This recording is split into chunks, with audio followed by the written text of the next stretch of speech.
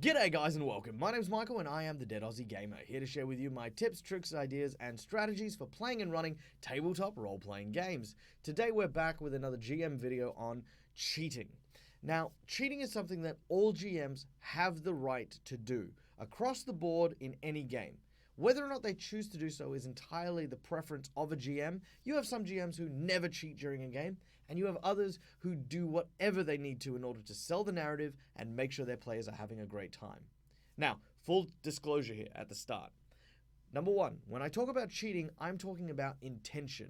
That is to say, you as a GM have a purpose or a reason for botching, fudging, or otherwise altering the rules of the game as it is.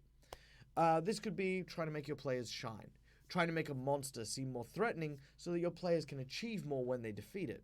This could even be something about, sort of getting the right kind of narrative vibe for an encounter that you've set that hasn't seemed to happen.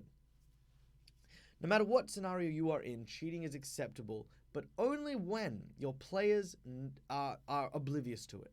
Only when cheating is invisible by the GM is it truly a great tool for you to use as a GM. Now, the GM screen has lasted for years. Everyone knows about the GM screen. It is the screen that covers the dice that you roll during your campaign.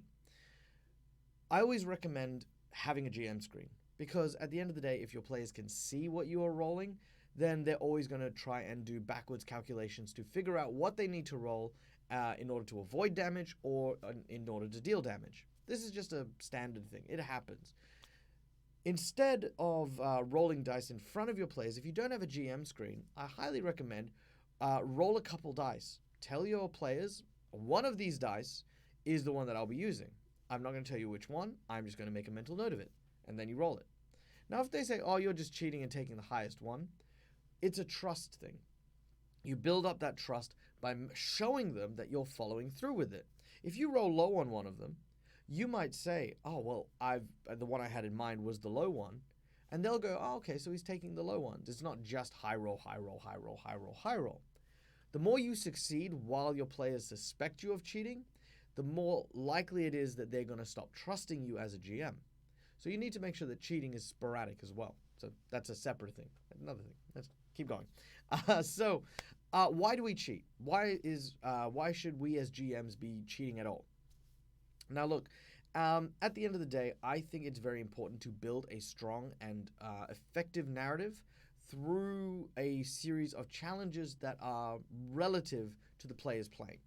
If you've got a group of power gaming min-maxers who just utterly stomp through things, you are not going to be able to run through your narrative with their level or their approximate level in mind.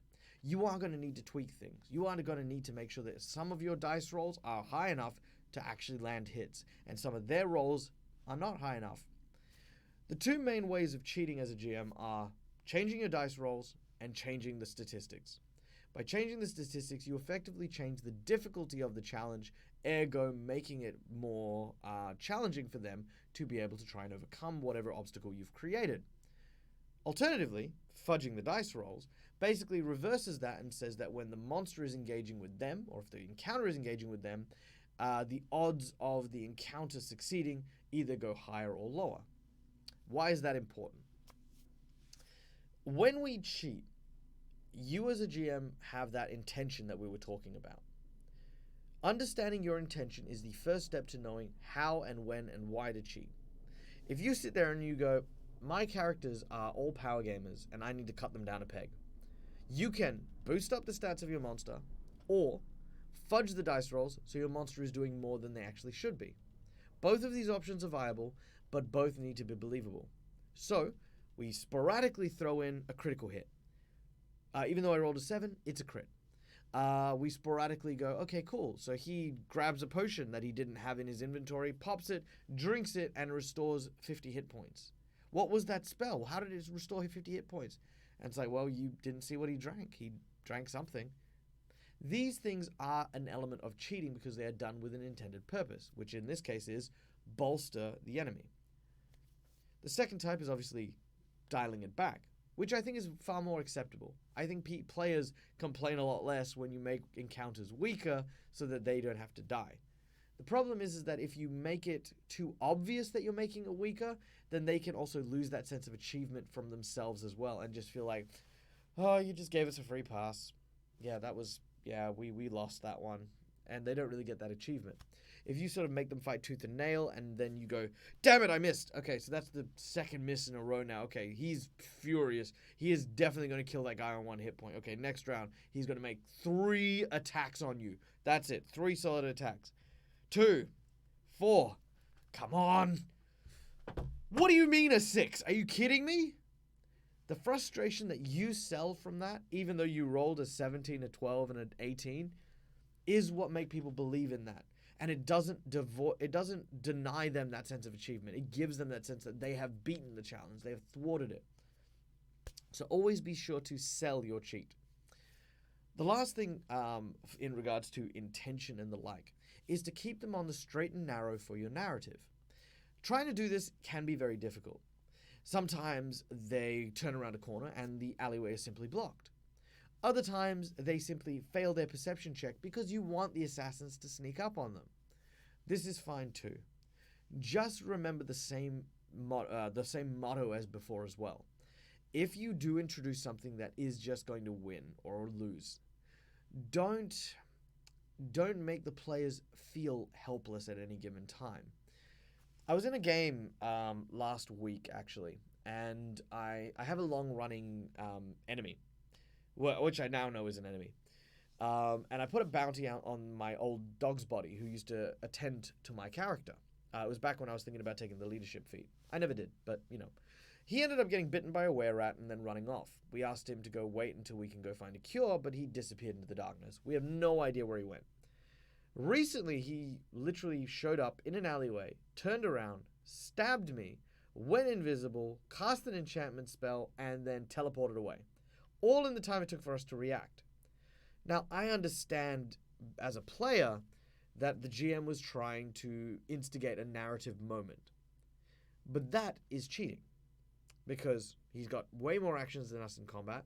He is doing a whole bunch of different things, which none of them make sense for who this individual was. He was a 16-year-old rogue. So the fact that he had, like, greater invisibility and he had, like, you know, teleportation, scrolls, and spells, it was very silly. It was kind of like, what the hell? That doesn't make sense. And it became obvious. The moment it became obvious, that magic disappeared. And then it became a case of, well, you know, why even bother? Why do these things? So that was what happened in that particular game. And, you know, why I always recommend you selling the cheat. Now, the last thing I want to talk about today, because this is a very quick video today, because I have been at convention all weekend and I've got lots and lots of games running. And I feel like cheating is one of those things that everyone's got an opinion about. So I'm going to actually be very active on the chat on this one. So if you guys want to share your scenarios and whether or not it was acceptable or unacceptable, I will respond to you directly in the chat. So the last thing here is when we cheat to try and succeed, the hardest intention is when you as a GM intend to win. Now, the play-to-win GMing thing is something I've talked about before. It's not a great scenario to be in because winning as a GM is not an achievement.